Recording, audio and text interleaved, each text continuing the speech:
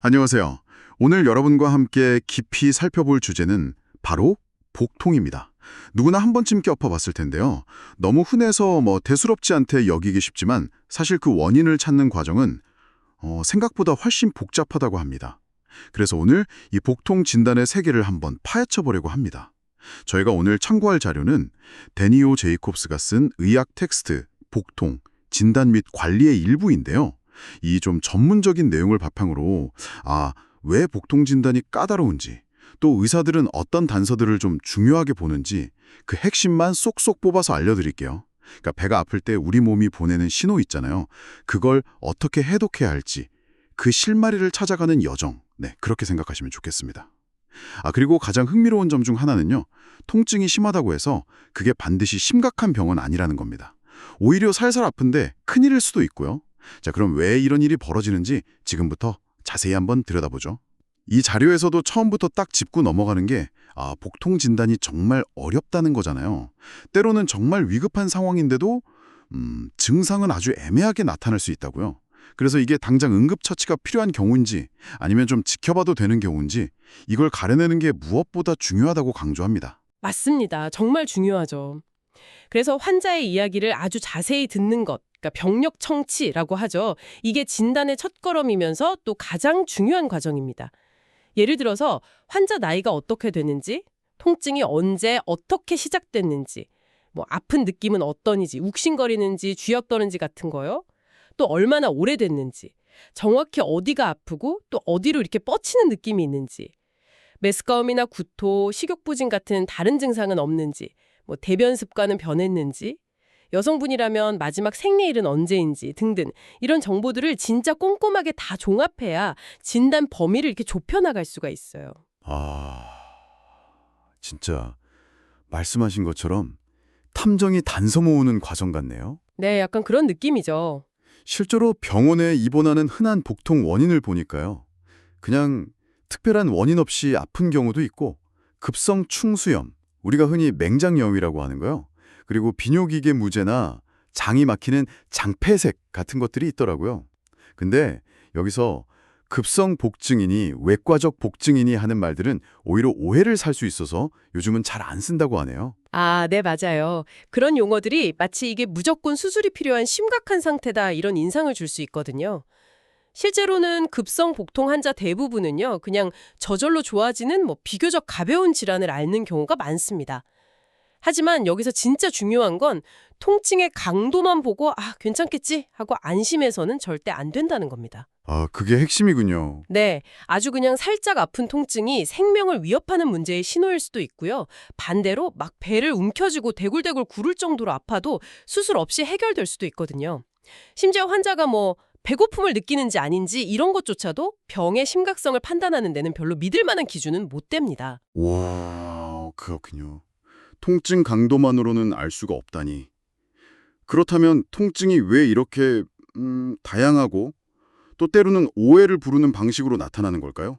우리 몸 안에서 통증이 발생하는 방식, 그 메커니즘을 좀 더 봐야겠네요. 첫 번째로 그 복강을 싸고 있는 막, 복막이라고 하죠. 거기에 염증이 생기는 경우부터 알아볼까요? 네, 복막 중에서도 특히 바깥쪽 벽, 그걸 벽측 복막이라고 하는데요. 거기에 염증이 생기면 통증이 꽤 특징적이에요. 지속적으로 좀 쑤시듯이 아프고 염증이 있는 부위 바로 그 지점이 아픕니다. 근데 흥미로운 건 통증의 세기인데요.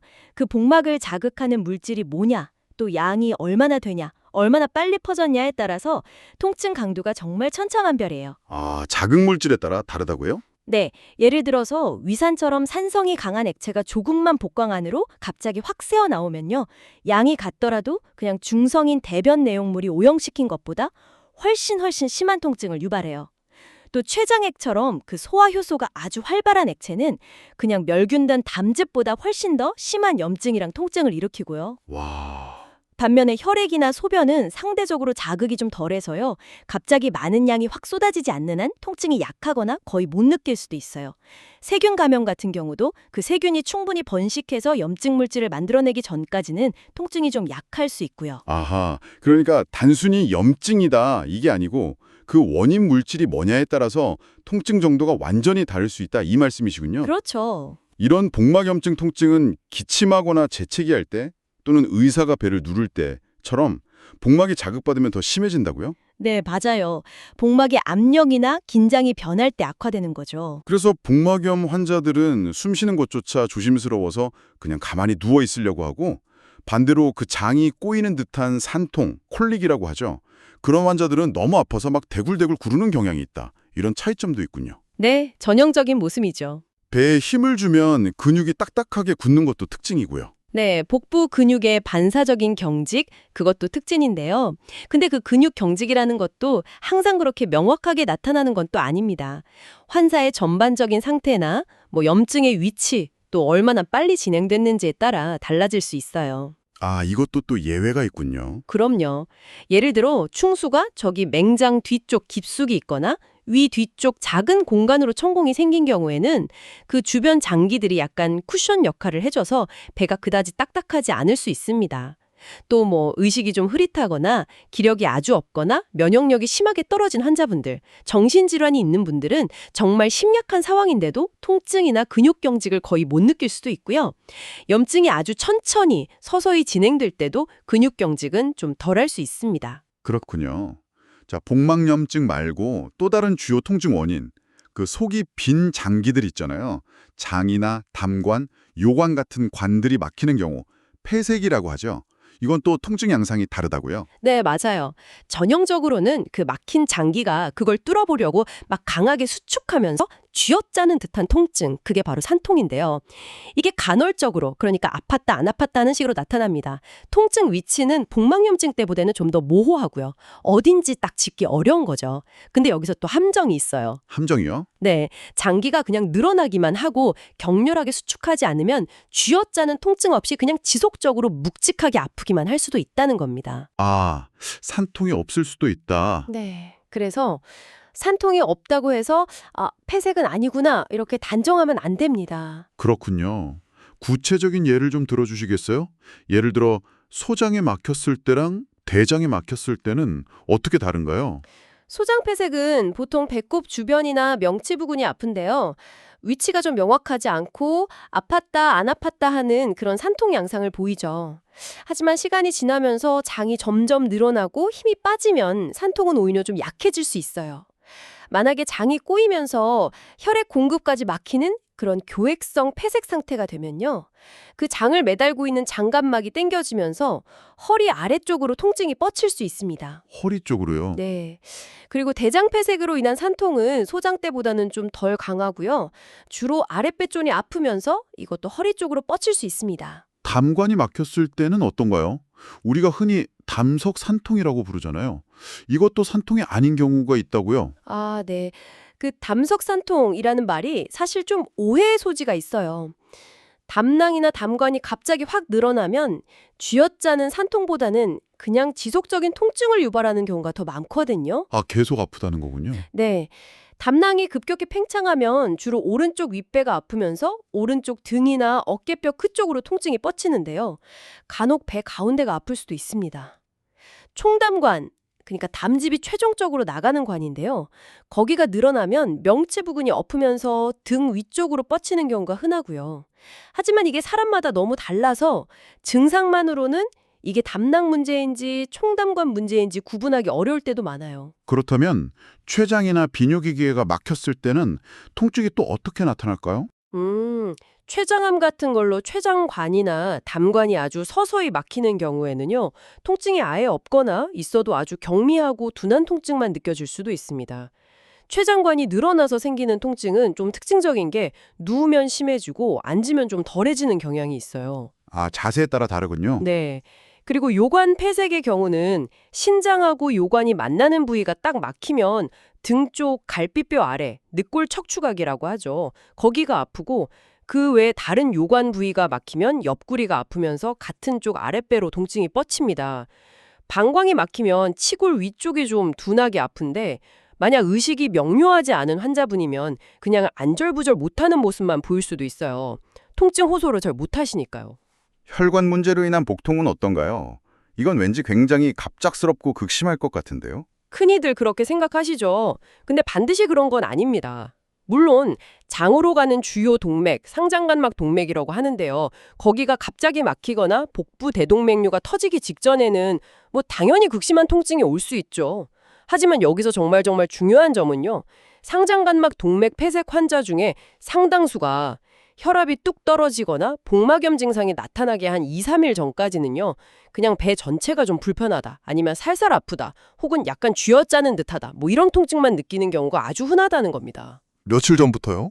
그렇게 약하게요? 네, 이 초기 통증은 장에 피가 잘 안 통하는 상태, 즉 허열 상태에서 과도하게 움직이면서 생기는 거지 복막염 때문에 생기는 게 아니거든요. 그래서 혈관 질환 위험이 있는 환자가 배 전체가 계속 아프다고 하는데 막상 의사가 배를 눌러보면 별로 안 아파하고 근육 경직도 없다. 이런 경우 이걸 신체 검진 소견에 비해 과도한 통증이라고 표현하는데요. 이게 오히려 아주 심각한 장허열을 강력하게 의심해야 하는 소견입니다. 와, 이건 정말 반전인데요. 겉보니와는 완전 다르네요. 그렇죠. 또 배가 아프면서 허리 아래쪽, 옆구리, 성기 쪽으로 통증이 뻗친다면 이건 복부 대동맥류 파열 가능성을 항상 염두에 두어야 합니다. 이 통증 역시 실제 파열되기 며칠 전부터 나타날 수 있어요.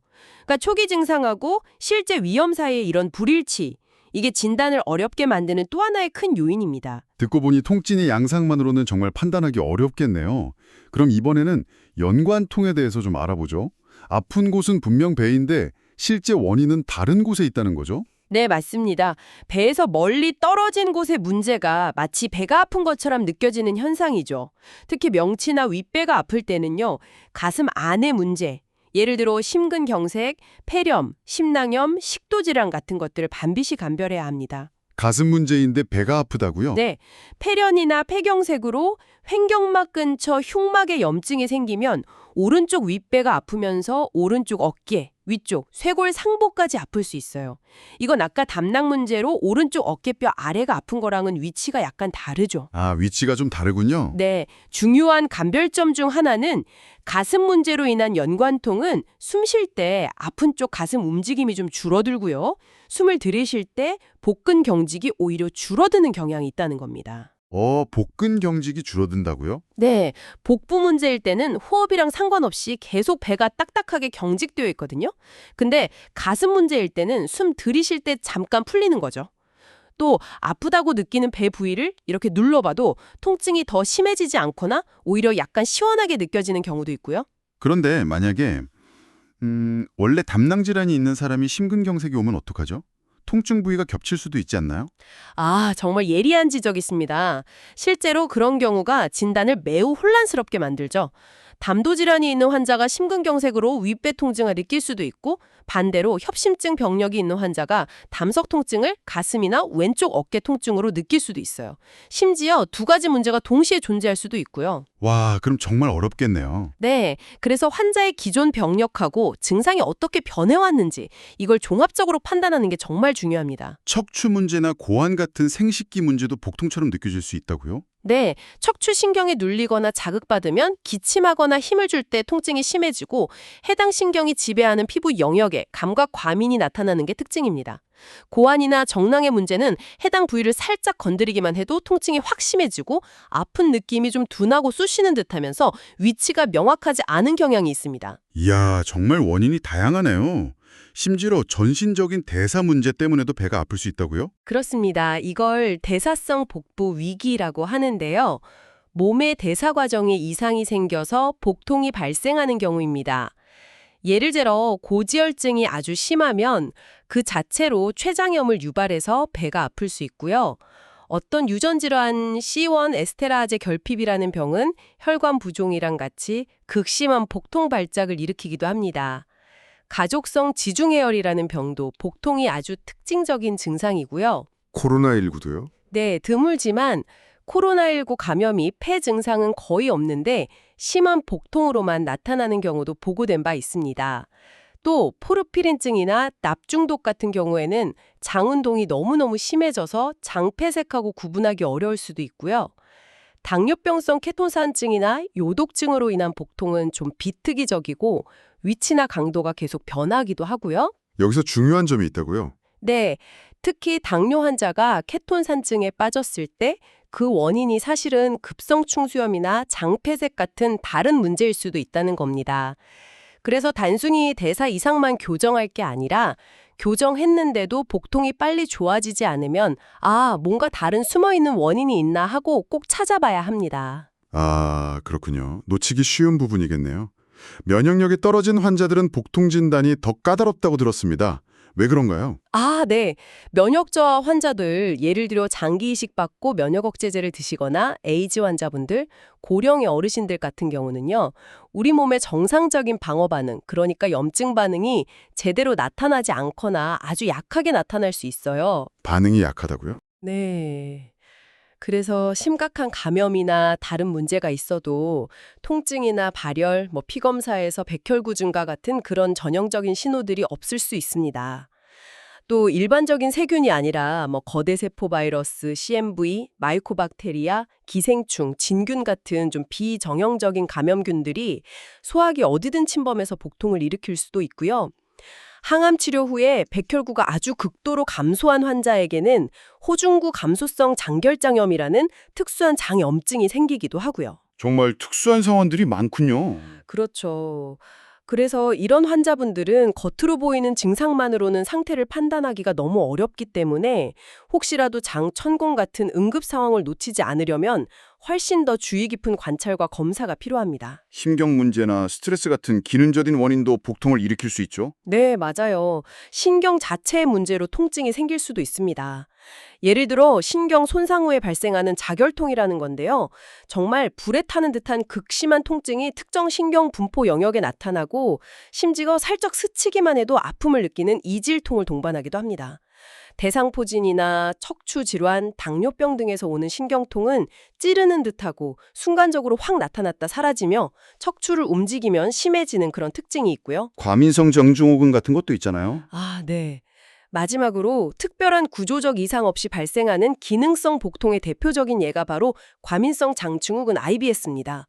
이건 스트레스랑 관련 있는 경우가 많고 복통과 함께 설사나 변비 같은 배변 습관 변화가 같이 오는데 통증의 양상이나 위치는 정말 사람마다 다양하고 복막 자극 증상은 거의 없습니다. 자, 이렇게 복통의 원인이 정말 다양하고 진단이 까다롭다는 것을 쭉 살펴봤습니다. 그럼 의사들은 실제로 이런 환자들을 어떻게 진찰하고 관리할까요? 가장 먼저 강조하고 싶은 것은요. 배가 막 터질 듯이 아프다고 해서 무조건 바로 수술해야 하는 경우는 생각보다 드물다는 겁니다. 아, 그래요? 네. 대량 출혈 같은 아주 극히 일부 상황을 제외하면 환자가 아무리 고통스러워 보여도 차분하게 그리고 체계적으로 접근할 시간이 대부분 충분히 있습니다. 그래서 다시 한번 강조하지만 환자의 이야기를 자세히 듣는 병력 청취가 정말 중요합니다. 통증의 위치도 물론 단서가 되지만 때로는 증상이 시간 순서대로 어떻게 변해왔는지가 위치 정보보다 더 결정적인 정보를 줄 때도 많아요. 시간의 흐름이 중요하다는 거군요. 신체 검진, 그러니까 의사가 직접 환자를 만져보는 것도 중요할 텐데요. 이때 주의할 점이 있을까요? 네. 신체 검진은 정말 부드럽게 해야 합니다. 예전에는 그 복막염을 확인할 때 배를 깊이 꾹 눌렀다가 갑자기 손을 탁 떼서 통증이 울리는지, 이걸 반동압동이라고 하죠. 이걸 확인하곤 했는데 네, 저도 들어본 것 같아요. 근데 이건 사실 환자에게 불필요한 고통을 줄 뿐만 아니라 오히려 진단에 방해가 될 수도 있어요. 아, 방해가 된다고요? 네. 살짝 배를 두드려 보거나 환자에게 기침을 시켜보는 것만으로도 동일한 정보를 훨씬 부드럽고 정확하게 얻을 수 있습니다. 오히려 더 국소적인 부위를 찾아내는 데 도움이 되고요. 거칠려 검진하면 환자가 놀라서 자기도 모르게 방어적으로 배에 힘을 꽉 주게 되거든요.